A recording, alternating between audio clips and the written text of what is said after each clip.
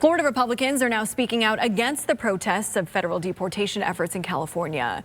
Tonight, our Capitol reporter Forrest Saunders takes a closer look at how Florida leaders are reacting.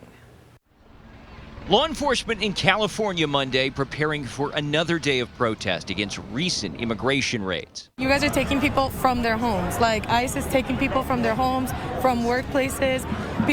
These are regular, normal people. They're doing their things. They're not criminals. The demonstrations, which did lead to vandalism and the burning of vehicles, has captured the eyes of the nation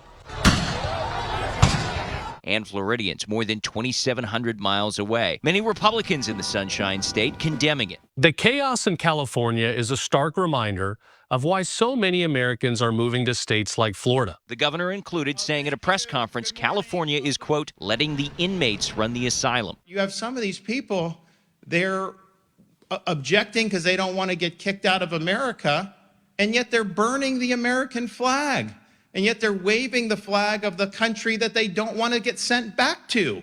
Can you please make this make sense to me? And on the federal level, Florida congressmen are applauding President Donald Trump for the controversial move of circumventing California's government to send in the National Guard. And I respect the president's wishes to want a law and order environment to exist in our country. This is why I support the actions he's had towards settling things down. Meanwhile, the Florida GOP trying to fundraise from it all, sending out this email denouncing the LA protests and suggesting the same could happen at a planned demonstration in Tampa. But protests aside, there are some Florida Republicans now challenging the recent action of federal immigration officials, especially in South Florida. In a post over the weekend, State Senator Ileana Garcia, a co-founder of Latinas for Trump, called the raids, quote, arbitrary measures to satisfy, quote, a self-fabricated deportation goal.